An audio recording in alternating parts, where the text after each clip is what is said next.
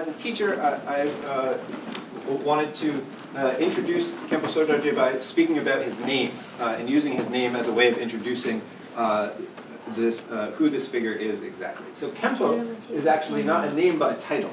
And that's the name of the degree that you earn in Tibetan Buddhist tradition when you've reached the highest level of scholastic training. And in that sense, Khenpo Sodargye, from his training at Larangar Monastic Academy, has become renowned as one of the foremost scholars in Tibet of the traditional scholastic tradition. So he's both translated into Chinese and written extensive commentaries on Shantideva's Bodhicharyavatara, for example. So those of you in my Introduction to Buddhism class who have been reading that book will see this is someone who's a true master of that text and is a very learned commentator and explicator of the Bodhicharyavatara, the way of the Bodhisattva.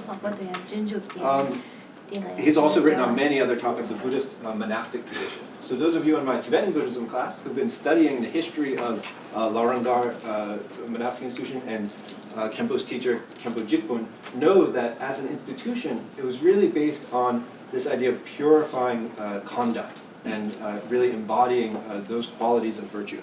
And as a monk, he's really a leader in embodying those aspects of the tradition through all his work. The final part of his name, Dargye, refers to the verb for spreading or flowering and increasing. So it really means flourishing. And in that sense, he's perhaps been responsible for the flourishing of the Buddhist teachings to a degree unimaginable in a previous age, through his widespread teaching and use of many different technologies, including social media. So many of you maybe are familiar with Weibo, which is the sort of Chinese equivalent of Twitter, for example. And Khenpo Rinpoche has over 2 million followers on Weibo in China. So that's pretty similar to the number of followers that Jay-Z has on Twitter, just to give you a sense of what his role is in China. The numbers are quite similar. So he's a very, very prominent figure there, and it's extraordinary great fortune for us to have someone who's responsible for spreading the teachings of Buddha in such a vast way, and who also embodies the virtues, the merit of the tradition, and is a Khenpo who's really learned in all of those aspects. So I'm absolutely delighted to be able to welcome Khenpo Rinpoche here, and I'm sure you'll really benefit from hearing his brief comments on Tibetan Buddhism in China, and then opportunity to engage in some dialogue with him. So please join me in welcoming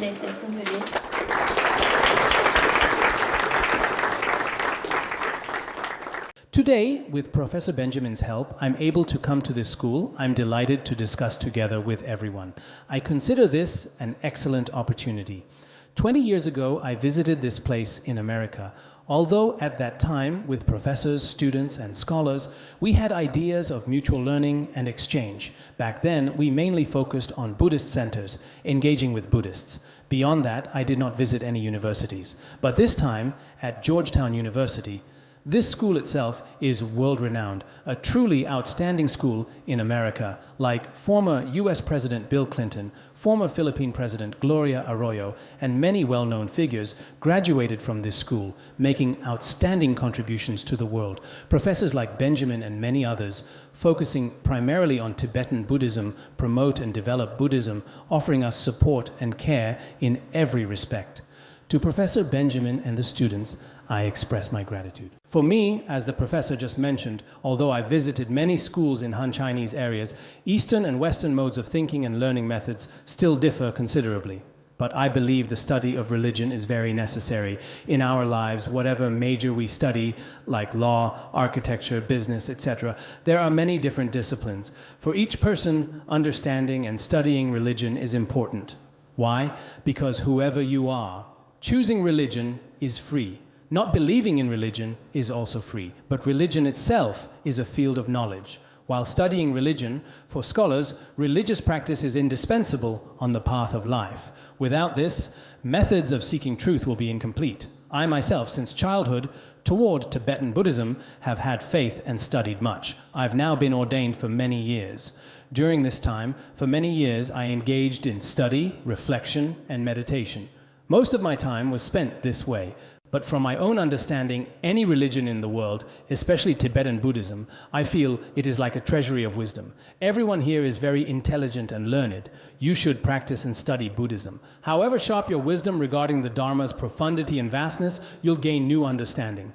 Previously, when I was in school, toward biology, language, etc., I thought studying these was not very important and was quite simple. Thus, I didn't value many subjects. Later, deeply studying Buddhism's emptiness, logic, pramana, in every aspect, I felt the wisdom within is unfathomably deep. So I realized the so-called Dharma isn't as simple as some now think, merely an object of belief.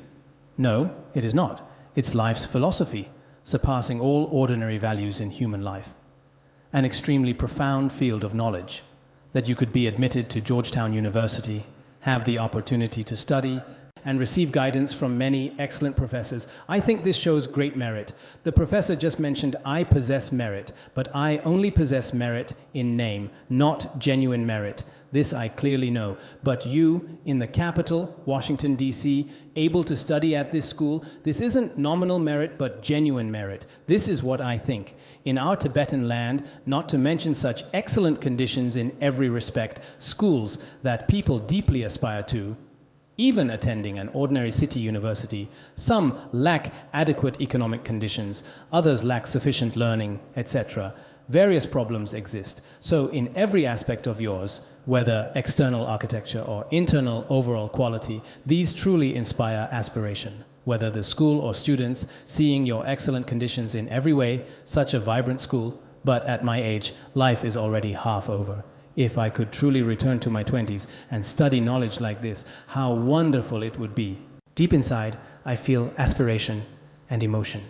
Although this school's conditions are very superior, during the learning process, there's also much pressure. And after graduating, in your own life, marriage, work, etc., many such matters, people today on life's path also have much to do. In this process, Buddhism's view and meditation are extremely important. Why?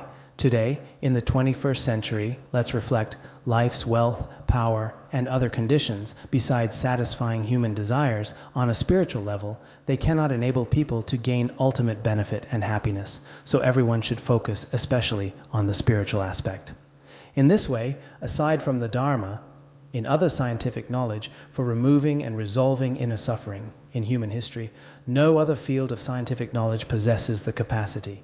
If today's youth can rely on the Dharma for resolving future suffering and afflictions, it will be tremendously helpful. Personally, I've been teaching Dharma to Han Chinese students and Buddhists for over 20 years, from 1987 until now. Initially, in Han Chinese areas, teaching was primary. After about 10 years, I began translating. From what I've seen and heard, nowadays in cities, people who believe in research and study Buddhism, especially Tibetan Buddhism, are increasingly numerous and continually growing. Now, whether business people or people in other professions, Buddhism has spread across every social stratum worldwide. Now, there are many religions, but Buddhism is extremely vast and profound in theory. Within Buddhism, there are many lineages, Han Chinese transmission, Southern transmission, etc. Among them, Tibetan Buddhism possesses complete Sutra and Tantra teachings. At the same time, translators' work on scriptures and treatises was extremely accurate and rigorous. This translation method relied on lineage masters. Accomplished masters throughout history continuously passed it down. They possessed tremendous wisdom. In worldly terms, their level far exceeded that of university professors. The lineage of accomplished masters and sages has never been interrupted. For scholars, Tibetan Buddhism's learning methods, although now American universities, in worldly terms, are extremely excellent in terms of learning methods and content, if Tibetan Buddhist monasteries mutually learn from each other, there is only mutual benefit and no harm. Within this, one can discover Tibetan Buddhism's special characteristics. In Tibetan Buddhism, past great masters, for example, the now past Dudjom Rinpoche, Dilgo Khyentse Rinpoche, and Peno Rinpoche, plus Chögyam Trungpa Rinpoche and others, each one of them caused many to enter the Dharma, enabling many to gain happiness. In our Tibetan regions, for instance, His Holiness, Jigme Phuntsok and the previous Panchen Lama during their lifetimes. In a single day, devotees receiving head blessings numbered tens of thousands. After receiving head blessings, inner transformations occur. From the Dharma perspective, this is blessing. From science's perspective, this is a special power. These truly exist. Therefore, you young people here, if you can study the Dharma, it's not because I am promoting Buddhism as a Buddhist, nor is it like today's worldly people self-promoting for various purposes. Not like that. I spend most of my time practicing. For example, a delicious meal I really enjoy. I'd recommend it to you. It's good for your body and makes you happy. Beyond recommending it to you, I have no other motive. Now in India, France, America, and elsewhere, many great Tibetan Buddhist masters reside and propagate the Dharma. Each of these great masters can cause tens of thousands to enter the Dharma. Entering the Dharma doesn't mean religious domination, one invading another, one ruling another. For any sentient being, the Dharma can bring benefit. Benefiting beings is the practitioner's goal. The Dharma can help everyone's lives.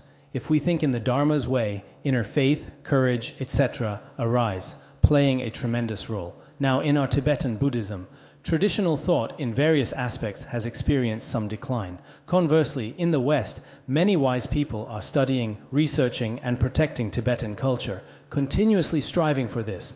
I hope in the future, you young people, on one hand, toward Buddhist theory, especially Tibetan Buddhism, will pay attention and attach importance, needing each person to protect it. This is my first hope. Second, the current era is the internet age, and Buddhism is fully compatible with science. Science cannot refute it. If the Dharma can benefit the world's people, in the future, using internet and technological means, let everyone worldwide know it. This is also my aspiration.